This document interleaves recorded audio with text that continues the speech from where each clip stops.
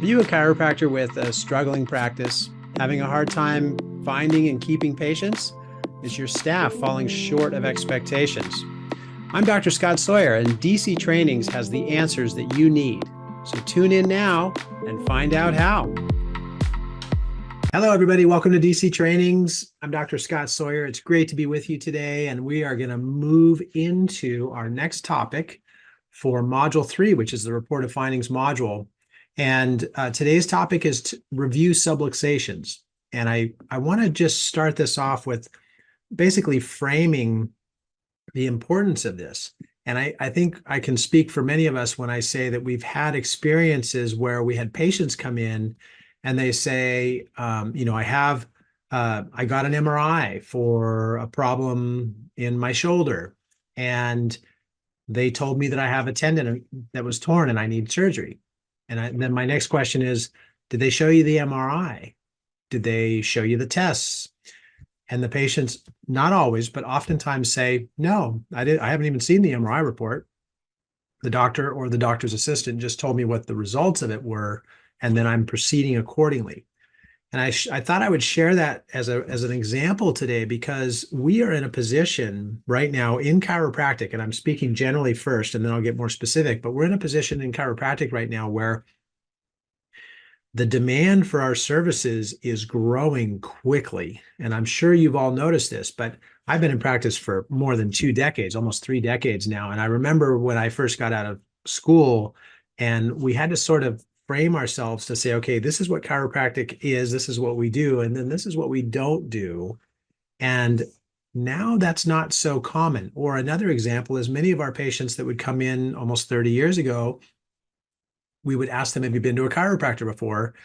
And they would say no. And that was very common. Now to find a new patient that comes into your practice that's never been to a chiropractor is much more rare, or at least uncommon. And so more people have that experience. And based on that experience and based on the fact that chiropractic care works, right? We adjust the spine, we release that innate potential for the body to operate at a higher functionality, or a better function. It works. So there's this demand, and so many people are coming in to receive chiropractic now, excuse me. And we don't want to fall in that same category where we don't show them what it is that we're doing to help them. And that's where I want to jump into our topic today. We're going to go over how you can review the subluxations in a way that you'll actually show your patients what the findings are and what the condition is that you'll be helping them with. So they're incorporating much more of their senses in this way, right? It's visual, it's audio, it's tactile, maybe. There's just that all these senses are firing when we can show our patients what it is that we're going to be taking care of them for. So with that being said, we want to go through our topic today and talk about how can we really maintain that threshold of education, of helping our patients to really understand what it is that we're going to do. So let me jump this over here. And as always, please, if you have questions, chime in, raise your hand, type in a note, whatever you need to do. I do want to say hello to Dr. Marsh. I haven't seen you for a little bit, so welcome to our call today. It's great to see you on the call, and everyone else as well. So let's go through this and talk about week 4 of Module 3. And again, just to set this stage, because there's really this curiosity, or I should say elevated interest by our patients in saying, okay, what exactly is going on here? What exactly is it that you're going to be taking care of me for? And then the benefit of us spending the time to go through this is that we're going to expand our retention, right? When a patient understands really what it is that our intentions are, what the outcomes that we're looking for are, what it is that's going to benefit them, then they're going to stay with you for a much longer period of time. They're going to, as the old adage saying goes, they're going to stay, pay, and refer. So that's what we're after. We want our patients to stay with us to get the benefit of long-term care and to understand what our objectives are, what our expectations are. And as we're taking care of them, of course, that's going to help them that much more. Just as a reminder, our financial arrangements seminar is going to be coming up on July 13th. That is a live seminar. We're going to have it in Santa Cruz at my office. Please book your tickets, put some gas in the car if you're driving, whatever it is. Plan on being here for that seminar. It'd be great to see everybody get together. And we're going to be going through exactly how you can structure your financial arrangements for your patients in a way that is, again, promotes longevity, affordability, and optimum results. So we'll be talking about that on July 13th. All right, so let's talk about how the specific ways that you can review the subluxations. In this photo, I'm showing a patient with a with a physical plastic model of the spine where her subluxations are in the spine. So she can see exactly how that relates to her body and what it is that the cause of whatever symptoms or health challenges she's having is, right? So I'm showing her this model and giving her that relationship between where that or with what her problems are in the body, right? So let's jump up to here though, because I want to go through each of these. Now, as it says, educational tools allow the patient to visualize their own subluxations so they can visually see what it is under the surface that's going on. And as we go through this, we're gonna basically have a continuation, right? Because we left off with, here's your subluxations from a general standpoint. So let's just frame this quickly, just so we're all on the same page with the flow of this part of the process. We went through and showed them the models, those plastic models like the one I was holding up, to say, here's what a subluxation looks like, and here's what a subluxation does if it's not corrected quickly or if it's allowed to remain over an extended period of time. So one of the fun analogies to share in this part of this process, and a great analogy because this is a similar profession that's gone through some similar paradigm shifts, is with dentistry, right? 100 years ago, what did we go to a dentist for? Well, we went for a toothache. And the problem with that model or that paradigm of dentistry or healthcare with regards to your teeth was, if you wait until your tooth hurts before you go see a doctor for it, most likely the damage in your tooth is so far gone that you'll need a much more extensive procedure. And of course, 100 years ago, we went to a dentist to have our teeth pulled. Now, why was it that we were ignorant enough to wait so long that we would have to have our teeth literally pulled out before we took care of it? Well, the paradigm at that time, if you've read your history books, was that cavities were considered to be a normal part of aging. And I know I'm going off on a little sidebar here, or a tangent, but if you're under the impression that cavities are a normal part of aging, in other words, you can't do anything to prevent them, you just have to sort of stick it out until you can't stand the pain anymore and then deal with it, right? So if cavities were a normal part of aging, then there's nothing to do for prevention. Well, in the case of the spine, we have this similar situation where the subluxations can be silent while they're progressing. And unfortunately, they can progress to where there's permanent damage before you have any symptoms. So in that flow, as I said, we started with this normal model of the spine and said, here's what your spine is normally supposed to look like. Now, in this next model, this is where we're seeing damage from a subluxation.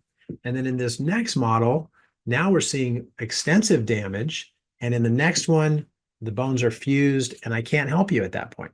So along this model or along this sequence, we want to catch this as early as we can and get it going in the right direction and not allow it to go in the wrong direction.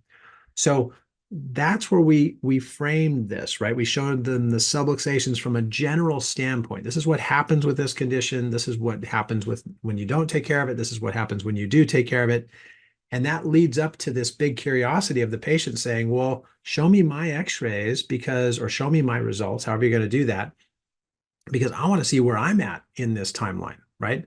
So from there, once we've framed that and we've actually now, they're on the same page with us, we're going to continue the report of findings as it says on the screen. We're going to pause for a minute and say, now, John, or actually, Daniel, you'll be my patient today. It's great to see you on the call. So Daniel, I want to just back up for a minute because when you came in, okay, now again, just frame this for a second.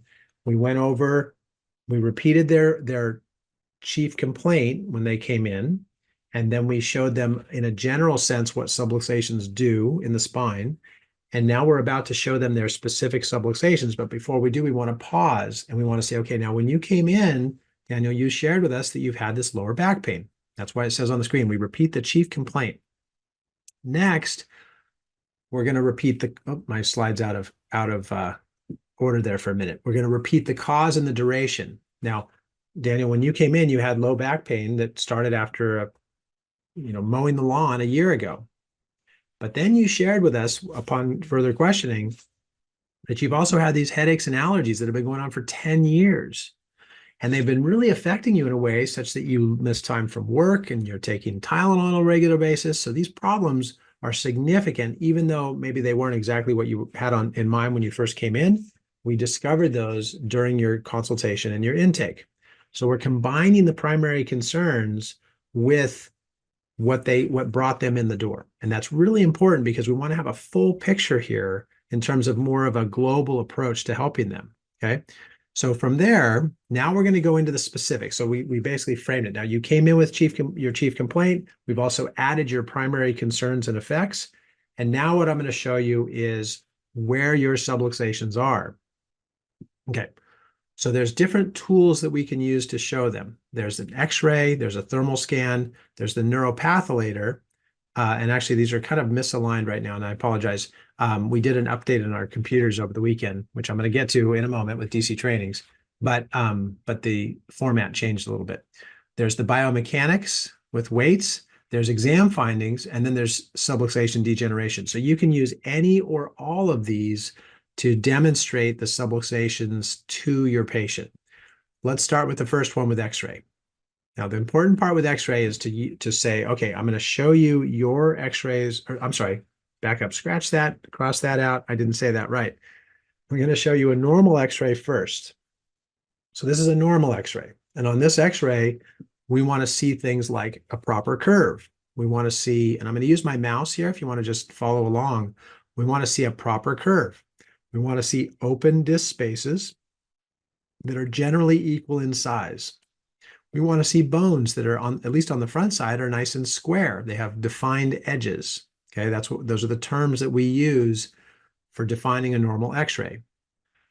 Now let's look at yours, and we click and we show. I'm clicking, but you want to then pull up their X-rays. So you want to show a normal X-ray first, and then you're going to show them theirs. And on the first one, you're going to keep it pretty simple. Just explain like 3 or 4 bullet points of what we're looking for on a normal X-ray, so they can kind of just wrap their head around it from a layman's perspective. Then we're going to go to an image or a photo or a film, whatever you use, of their X-ray, and we're going to say, now, what do you see that's different? Okay, so let me use my mouse again. I showed you the normal. I pointed out the curve, the disc spaces, the square bones. Now here's yours. What do you see that's different? And we want to pause for a minute there and let them tell you what jumps out at them first. And I'll tell you, you're going to get different answers from different patients, which is why you want to ask the question and then pause. Because for one patient, they might say, wow, well, this disc space here looks smaller than the one above it. It's not a wrong answer. It's just what jumped out at them first. Another patient might say, this bone is not square on the front. Sorry, my mouse disappears when I pause for a minute, so I'm going to keep it moving. This bone is not square on the front. Not a wrong answer. That's what jumped out at them. Then the other person, another patient might say, well, there's no curve.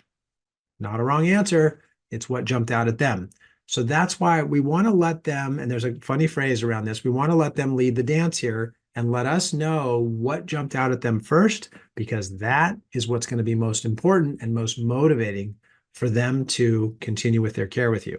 Okay, so we want to give them that opportunity to say, hey, this is what's important for me. And then you can chime in with, I agree, yes. And remember, these other factors that I mentioned, those are components too. But yes, let's focus on the one that you saw first. And you're acknowledging their intelligence around this concept, right? They're learning as they go, and you're acknowledging what it was that they got right when they mentioned what they saw first. So again, just to reframe that or recap that, you're going to show the normal X-rays first, then you're going to show them theirs, and you're going to line that up with a couple of questions that lets you know that they're seeing what you're seeing on that x-ray as far as the major problem, okay? Now, let's go to the next example. And on the next example, as I said, you could use any of these or all of these. You could use a thermal scan, right? Here's an example of a thermal scan. Once again, I'm going to put up a normal scan first, and I'll describe it. So on a normal scan, you would probably agree that the left side of your spine should be the same temperature as the right side of your spine. Patient says, yes, that's exactly right. Now, in this case, a white bar means within normal limits, meaning that the temperature is relatively the same as it is on the other side. Now, if you sprain your ankle and your ankle gets inflamed from the sprain, does it heat up or cool down with that inflammation? And the patient, 95% of the time when I ask that question, and I would recommend asking it in the form of a question, they say, well, it gets hotter. That's right. Inflammation causes heat. And this technology can sense that. It picks it up to just a fraction of a degree or, to the decimal point. It'll pick that up.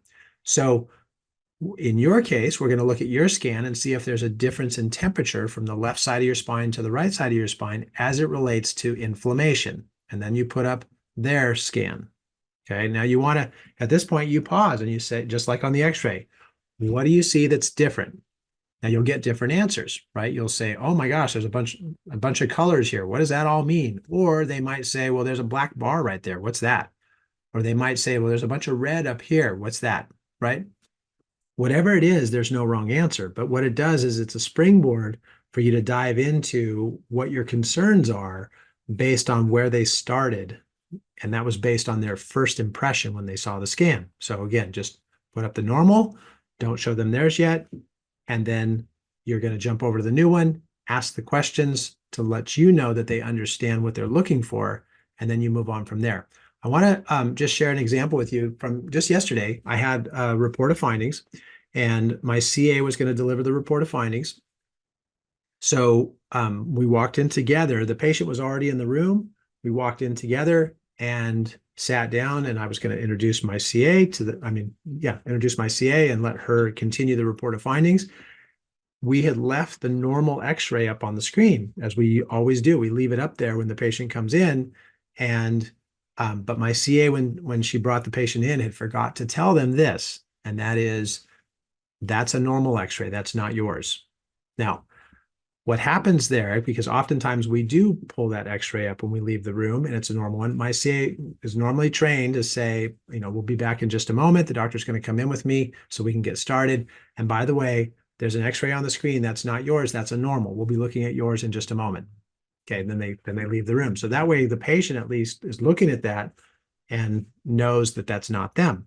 Well, my CA had forgotten to mention that. So when I came in, the patient, we did our little intro part that I've taught you before. And then the patient's comment to me was, that looks like a pretty good x-ray up there. And I knew right away, oh, we missed that part of the intro, right? My CA didn't explain that part.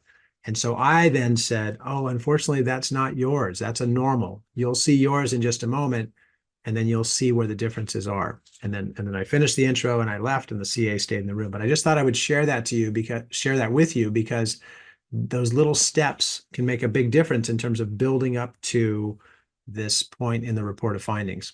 All right, so let's keep going. You might use a neuropathylator. Now, I like to use both. I use either an x-ray or a thermal scan. I rarely use both of those. I will do an x-ray when warranted, and if maybe the patient's pregnant or it's a child, we'll do the thermal scan instead. And then we'll do, then the next step is to do a neuropathylator. Now, what the neuropathylator does is it shows where in the body the nerves go to based on you pushing a specific button that relates to a level of the spine.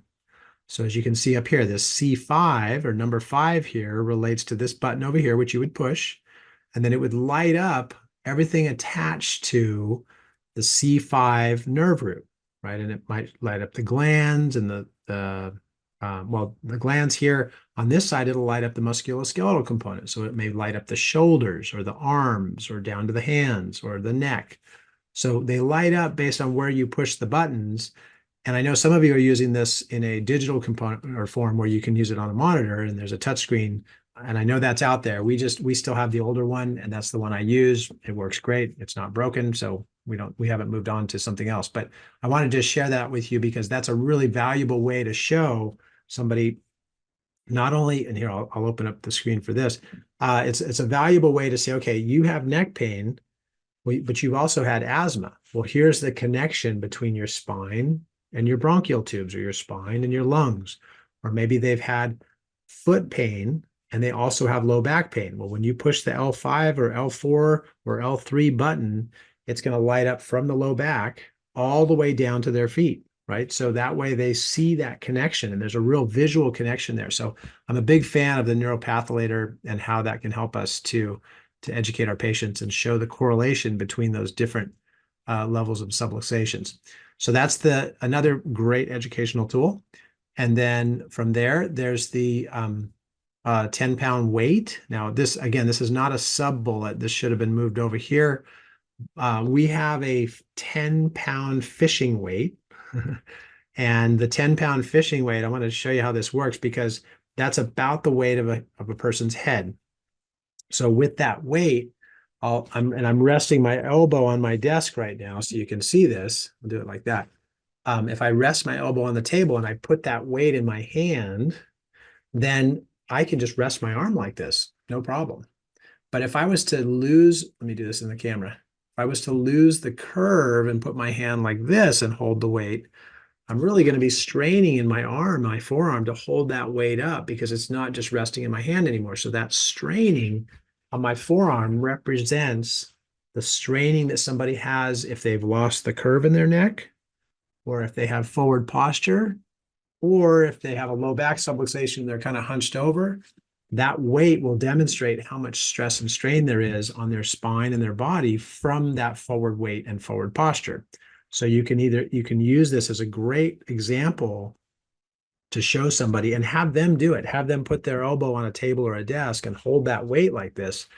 And it's a lot of fun, because you put it in their hand and they feel like it's pretty heavy. It's 10 pounds. And they go, wow, my head really weighs that much? Yes, it does. So now don't drop the weight, but and you kind of hold it with them so that they don't drop it, and then bring their arm forward and let them feel that strain in their forearm as that weight is leaning forward. So that in doing that, they can really tell that's why I've been, maybe, for example, carrying so much tension in my shoulders, or so much stress in my upper back, or that's why I get headaches, or any of the correlating symptoms, or maybe that's why they get so much back pain, because they have that forward weight, right? Any of those correlating symptoms that they're experiencing, this will really tie that together and connect the dots for them. The next one is examination findings. Maybe you don't do x-ray, you don't have a thermal scan, you haven't ran out to the fishing store and bought a weight yet. You can also use exam findings, right?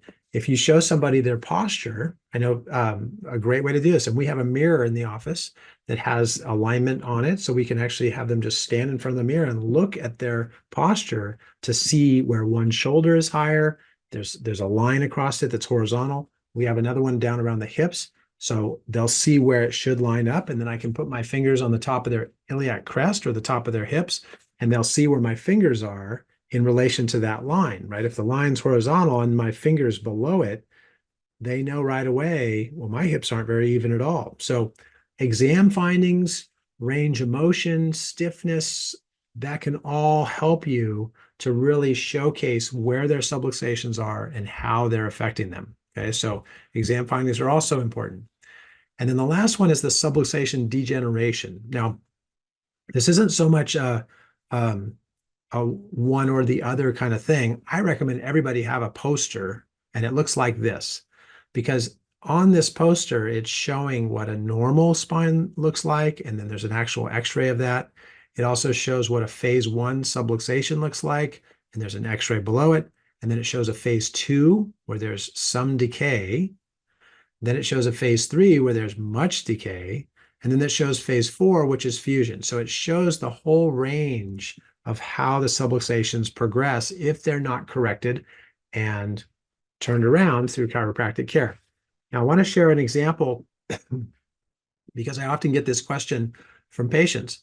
they'll say, what is for example, in phase 1 down here, it says, what is the 0 to 20 years or the 6 months to 1.5 years?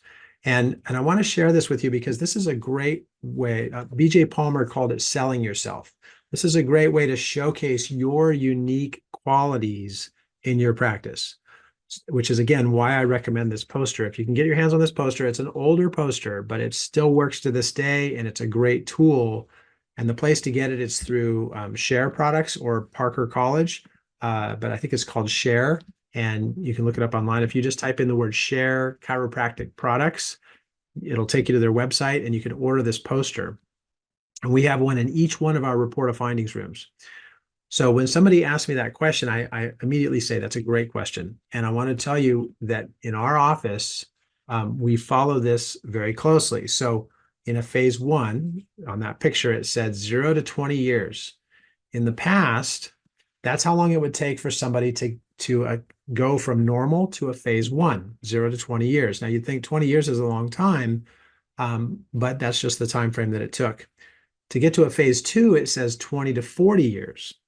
What we've seen in recent years, and this is probably because people are doing more than they've ever done before. What is it in our lifestyle that we're doing more of now than we've ever done in history?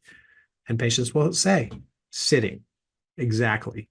We're doing more sitting than ever. So just like, maybe it took 0 to 20 years to get a toothache years ago, but now because of the quality of the food that we can purchase at the store, maybe it's 0 to 5 years to get from a cavity to a toothache.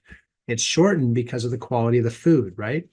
Well, in the case of the spine, because we sit so much more, to get from from normal to a phase 1, instead of it taking 0 to 20 years, it can take 3 years. It could take 5 years because we sit so much more, and we're sitting around with our heads forward while we're texting on our phones.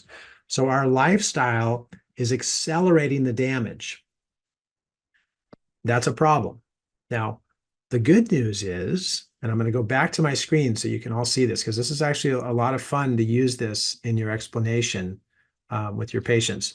The good news is, what used to take 6 months to 1.5 years to correct a subluxation in a phase 1, because of the advanced techniques that we use at Dr. Marsh Chiropractic, we use very advanced techniques. We've studied and researched and developed these techniques over many years. I know Dr. Marsh more than 30 years now. Because we use these advanced techniques, instead of it taking 6 months to 1.5 years to correct a phase 1, and I'll put my mouse up here so you can see where that is, instead of it taking that long, we can get it done in as short as 1 year.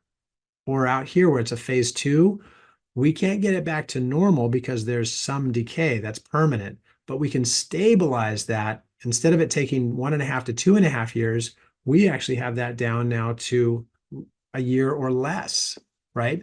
So our techniques and our approaches have also evolved, whereby we can get results faster, even though the damage is being accelerated through lifestyles. So I hope you're taking some notes on this, because by setting the stage in this way, what are you doing? You're promoting retention. You're promoting the lifestyle that incorporates chiropractic care rather than just a symptom fix or a short-term fix. You're promoting more wellness and health maintenance through chiropractic care. So that's a huge advantage for us to use a poster like this in our report of findings. So now that we've done that, we've gone through that chart, and I'm sorry, I did leave out one part on that. So I just want to say, when you're going through that poster or that chart, and there's other ones too, but you're showing the phases of subluxations and you're showing that progression, the obvious question is, well, where am I? Right? Because you've just shown them their x-rays, or you showed them their exam findings, or you showed them their thermography scan, and they have an understanding now of where the problems are. Now you can ask them, where do you think you are on this chart? And let them give you that feedback. If you've educated them properly, they're going to give you an intelligent answer to take action on.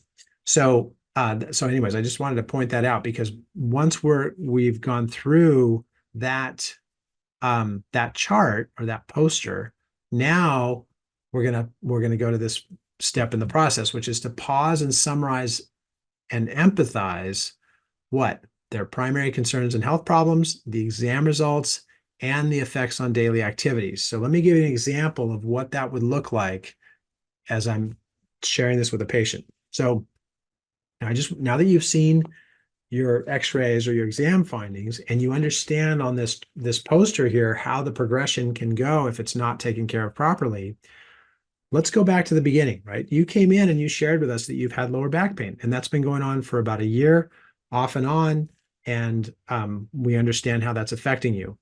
But you also shared with us that you've had headaches and allergies, and that's been a 20-year deal that comes on every spring, and you have to take Advil, you have to take Tylenol, and you have missed time from work, you're not sleeping very well. Well, those components you shared with us. Then on your exam, we found that the x-ray, well, your exam showed limited mobility. You're literally stiffening up and your body's getting more and more contracted, so you can't move normally. We saw that through limited range of motion on your exam. Then you also, when we saw your x-rays, we saw that there's damage where there's degeneration and there's bone spurs. So the bones are literally fusing together and they're on track to do that. Or on the thermal scan, we saw a lot of red and black on your bars as opposed to white, which is normal. So you have advanced signs of inflammatory response as a result of the subluxations and likely because there's disc damage or degeneration there. Now, all of that being said, that summarizes what we have found for you up to this point. Okay. Now I'm pausing there and I'm kind of slowing down because I don't want to give away next week's topic. Next week's topic is the continuation of exactly where I just left off, and it's called future projections. So I don't want to give you the answer of future projections yet, but that's where we're going next, is to summarize that like you see on the screen. We're going to summarize and empathize the primary concerns and the health problems with the exam results and all the effects on their daily activities. And that generally takes about 5 to 10 minutes, okay? And then next week, as I said, we'll get into the future health projections, which is the next step of that. Let me jump over to the website though, because I want to just share something with you that I'm pretty excited about. I don't want to say pretty excited. I'm very excited about this because we have been working for months to move the website to a new platform. And for those of you who are computer geeks and you know the terminology, we were working on a platform called Cold Fusion. That's what hosted the website. And now we've moved it over to a platform that's called WordPress. And it has much more flexibility. It gives us a lot more opportunity for development. We've been in the process of moving this over for the last 3 months. So I'm very excited to say that we have just moved it over, and it went live this week. And I'm really happy with how it's come out and the looks of it, but you'll get a different feel as you're going through. There's a couple of glitches, and I was up late last night and I was up early this morning working on getting those glitches fixed with our development team. But there's a couple loose ends still. So if you'll be nice enough to give us a little leniency in those areas, we're getting those tied up and wrapped up so that everything will be perfectly functional again. But you'll notice a new look and feel as you see the new site. Not dramatically different because obviously we want you to be comfortable with the flow and the things that you've gotten used to. We don't want to change it so much that you can't find your way around or anything, but you will notice some new things. So look for that. But anyways, let's go back over to here. So here's the subluxation review outline. And I'm not going to go through each one of these, but these are the ones that I just described. So you can print this out and use this. Here's how to go through using exam findings. It talks about how to use the thermal scan findings. It talks about how to use the neuropathylator and biomechanics. That's the weight, the 10-pound weight that I talked about. It also talks about how to use exam findings to explain that. And that's, by the way, exam findings is great when you have, say, children coming in or someone who's pregnant that can't get x-rays.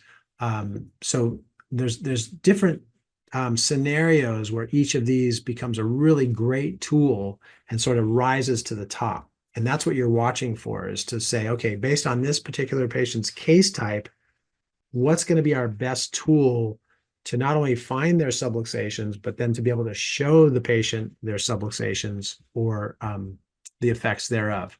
And then there's the subluxation degeneration poster. So that's on there as well. And that's the outline. On the script, I want to read through this with you. It's just a short script, but this is important because it goes through and explains specific aspects of this part of the report of findings process. So Dr. or CA says, John, this is a normal x-ray from another patient who is approximately your same age, right? And I think that's important to point out because actually I just had a report of findings this week with a woman who was in her late 60s. And the x-ray that I put up there was from a patient in his 50s. That was the normal x-ray. So ideally, you want to have an x-ray, if you're using x-ray, that's equal to or older than the patient. I don't have an x-ray older than that, of a patient older than that, but I felt like it was a pretty good representation because the patient had advanced degeneration. You could tell it had been developing for years. The patient, he's in his 50s and his spine is perfectly normal. So I was able to say, even though you are just a little bit older than this patient, here's somebody in his 50s who's cared for his spine properly. He doesn't have any degeneration. Therefore, we know that this degeneration that we're seeing on your x-ray is not a product of just aging. It's a product of you not getting adequate care or attention for this condition. And so it made sense for her. Okay, so the patient says, okay, that is the place where I have had the most pain.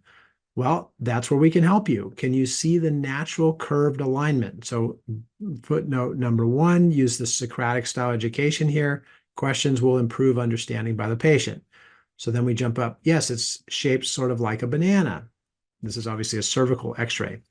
That's correct. Can you also see that the discs are equal in size, right? That's one of those 3 components that I shared with you. I do. Would a subluxation then, would a subluxation cause them to become smaller and degenerate over time? Let's see footnote number 2. The patient was provided with a subluxation degeneration, which is a piece of paper that they took home after their first appointment to read and then educate them about degeneration before returning for the report of findings. So they had that paper sent home with them. Patient says yes, let's see, I'm sorry. Then the doctor says, yes, or the CA, because again, my CAs deliver report of findings too. Can you also notice how the bones have smooth, defined edges, right? So that's another one of those real basic components. When you're describing the normal, you would say normal bones have smooth, defined edges. Patient says, I can see that. Good. Now let's look at your x-ray with the same part of your spine. How does this look when compared to normal? Well, I don't have a curve. See, it's real clear that way, right? That's what jumped out at them. That's why I was saying you want to let them pick what jumps out at them first. They right away saw, well, I don't have a curve. That's right. Do you see any? Then I build into the other aspects, the other one of those 3 components, right? Do you see any disc spaces that are different? Yeah, that one looks smaller. Yes, you have disc thinning at levels C5 and C6. Then I jump to the next component. Do all the bones have defined edges? No, this one has a bony growth on the front that looks like a bird's beak. That's called degenerative disc disease, and it's been occurring long enough to cause a bone spur to form that is not a result of age, and it is a serious problem. Wow, now I understand why I've been hurting for so long. The doctor of the CA says, we're here to help you, but first let's review some more of the doctor's findings, right? So then you would go on to the next x-ray or the next exam findings, and that's down here at the bottom. So we continue with the next step of the report of findings outline. So there you go. That is the materials on this week's topic. So, and if you go to the homepage, you're going to see that the homepage is not synced with our current week. The way to get to the materials is to go to training at the top and then just select the appropriate module. We're in report of findings, which is module 3. And you would just scroll down to week 4, which is review subluxations. And there's a video there as well, so you can check those out. That show them their subluxation. Oh, I'm sorry, and I'm not sharing my screen. There we go. Okay, so how do we get to these materials? Because I said, like I said, on the homepage right now, it doesn't have the correct week.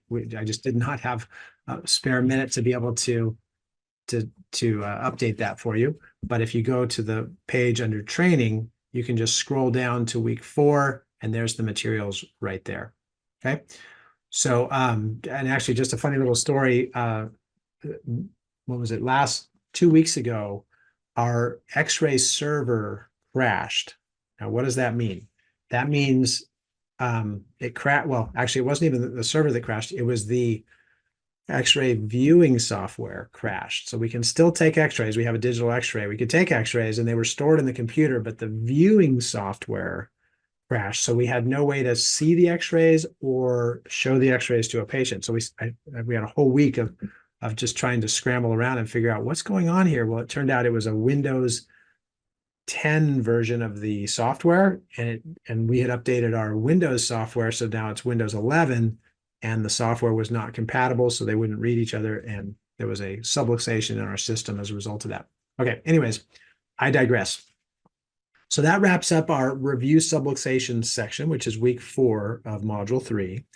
And from here, well, actually, I want to invite some questions as we wrap up, but we're going to keep going. We're going to keep moving through. And I want to just compliment, because I see a couple of a few CAs on the call today.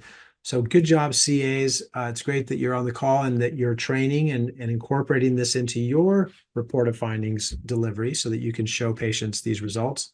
I'm going to just open up the line for Dr. Marsh because I haven't seen you for a little while, but Dr. Daniel, are you there? I put you on the spot there quickly. I didn't know if maybe you didn't have time. There we go. Can you hear me? Yes, welcome. Hey, welcome. So I wanted to tell you, when I first got on the call, your volume was great, but then suddenly your volume went way down, so I have to put the phone up to my ear to hear you. Oh, but I don't know if that's my end or your end or what. Who knows? But is it still quiet right now? Yeah. Huh. Yeah, it was fine, and then all of a sudden I could barely hear you. But I hung in there because you're worth it. Well, thank you. And thanks for the feedback too. I had no idea. I didn't usually it'll say there's an audio quality issue and it'll pop up with the toolbar. And I don't see one on there. So I'm not sure. Can you hear me okay? Loud and clear. Perfectly. Okay. Yeah. And normally on the regular Zoom, if it's not on my phone, I could message you and say, hey, your volume's down, but I couldn't do that from my phone. Oh, okay. Well, so actually, I just got a couple notes typed in. They can hear me fine. So it sounds like. Oh, okay. Well, maybe it's my phone then. Okay, good. Your phone has a subluxation. Apparently. So, well, is there any questions I can answer or anything I can help with? You know, it's a great reminder. I mean, I do pretty much everything that you do. How long does your typical ROF take? Great question. So there's a little bit of a long answer, but I think it's worth it. We ask the patients to allow an hour for that appointment. So for their first appointment and their second appointment, both of those, we ask the patient to allow an hour. Mm-hmm. On our schedule, we book 30 minutes. Right. But then the third piece of that is that we want to have them done and out of here in less than 30 minutes so that if they're expecting that appointment to take an hour and yet they're out of here in 30 minutes, then they're happy. It took less time and they're on their way. If we went a little bit over even what our scheduled time was or allotment was, we're still under the time frame that they were told. Yeah, so my staff is they're always breathing down my neck, but I'm having to go through nutritional stuff as well. So I have to go through the nutrition findings and the recommendations on that, as well as the chiropractic side of it. And so they're saying, well, it shouldn't take more than 20 minutes. But so I have to talk fast. But anyway, I think 30 minutes at least for me is probably more of a target.